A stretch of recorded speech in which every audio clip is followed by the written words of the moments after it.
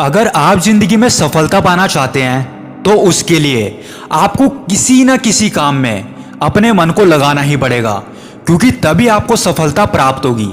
तो आज की कहानी में हम जानेंगे कि आप किसी भी काम में अपने मन को कैसे लगा सकते हैं। एक बार की बात है, एक गुरुजी अपने शिष्यों को ध्यान साधना सिखा रहे थे।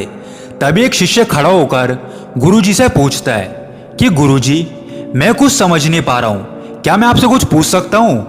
गुरुजी बोले, क्यों नहीं शिष्य, तुम्हें जो कुछ भी पूछना है दिल खोल के पूछो।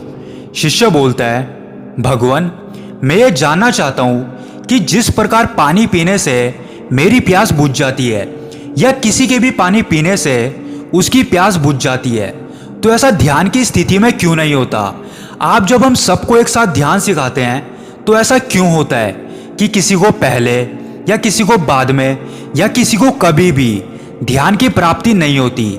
जैसे पानी पीने से सबकी प्यास बुझ जाती है, ठीक वैसे ही ध्यान से भी सभी के ज्ञान चक्षु खुल जाने चाहिए, पर ऐसा नहीं होता। गुरुजी बोले, कल हमें किसी ने भोजन के लिए आमंत्रित किया है, तो कल तुम मेरे साथ ही चलना, मैं तुम्हारे प्रश्नों के उत्तर वहीं पर ही दूंगा। अगले दिन दोनों गुरु शिष्य भोजन के लिए उस घर में पहुंच गए जहां उन्हें आमंत्रित किया था। एक धनी व्यक्ति की पत्नी ने उनको भोजन पर आमंत्रित किया था। उन दोनों गुरु शिष्य के साथ वो धनी व्यक्ति भी भोजन के लिए वहां पर बैठ गया। जब उस व्यक्ति ने भोजन खाया तो वो बहुत क्रोधित हो गया और गुस्से में अपने नौकरों से बोला कि ये क्या बेकार सा खाना बना रखा है, और अपनी थाली को फेंक कर वो वहां से चला गया। उस धनी व्यक्ति की पत्नी ने उन दोनों गुरु शिष्य से माफी मांगी और उसके बाद वो उन दोनों को भोजन परोसने लगी। गुरुजी ने सारा खाना खाने के बाद अपनी 2 रोटियां उसी थाली में छोड़ दी और उस स्त्री से कहा कि बेटा, क्या तुम मुझे 2 रोटियां बांध करके दे सकती हो? उस स्त्री ने कहा, क्यों नहीं गुरुजी। फिर वो उन दोनों रोटियों को गुरुजी को बांध कर दे देती है। उसके बाद वो दोनों गुरु शिष्य वहां से निकल पड़ते हैं। रास्ते में गुरुजी शिष्य से पूछते हैं कि तुम्हें वहां पर भोजन कैसा लगा? शिष्य बोलता है, गुरुजी, भोजन तो बहुत स्वादिष्ट था, मुझे बहुत पसंद आया। गुरुजी बोलते हैं, जब भोजन इतना स्वादिष्ट था तो उस स्त्री के पति को वो पसंद क्यों नहीं आया? भोजन तो एक ही था, तो ऐसा कैसे हो सकता है कि तुम्हें वो भोजन पसंद आया और उस व्यक्ति को नहीं आया? शिष्य बोलता है, आप सही कहते हैं गुरुजी, मैं तो कुछ समझ ही नहीं पा रहा हूं, क्या आप मुझे समझा सकते हैं कि ऐसा क्यों हुआ?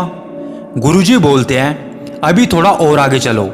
आगे चलते चलते उनके सामने एक गरीब आदमी आता है और वो गुरुजी से बोलता है कि गुरुजी, मेरी मदद करें, मैंने 3 दिनों से कुछ भी नहीं खाया है, मैं 3 दिनों से बिल्कुल भूखा हूँ, क्या आप मुझे कुछ खाने के लिए दे सकते हैं? फिर गुरुजी उन दोनों रोटियों को उस आदमी को दे देते हैं जो वो उस महिला के पास से लाए थे। रोटियों को देखते ही उस आदमी के चेहरे पे एक अलग सी चमक आ जाती है। वो तुरंत उन रोटियों को खाने लगता है। खाते समय उस व्यक्ति की आंख से आंसू बहे जा रहे थे। वो रो रहा था और खाते खाते इशारे कर रहा था, जैसे वो किसी अदृश्य शक्ति को धन्यवाद कर रहा हो। रोटियां खाने के बाद गुरुजी ने उस आदमी से पूछा कि तुम्हें इन रोटियों का स्वाद कैसा लगा? वो आदमी बोला, स्वाद तो कहीं था ही नहीं गुरुजी, केवल जीवन था, ईश्वर था और परमात्मा था। और ये कहकर वो आदमी वहां से चला गया।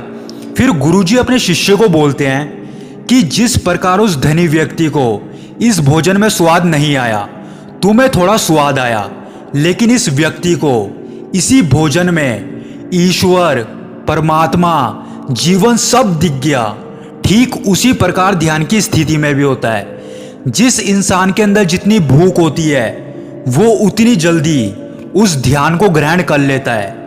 तो दोस्तों, अगर आपके अंदर भी किसी चीज को पाने की भूख है, चाहे वो सक्सेस हो चाहे कुछ भी हो, तो उसके लिए जो आपको काम करना पड़ेगा उसमें आपको मन लगाना नहीं पड़ेगा, आपका मन अपने आप लग जाएगा।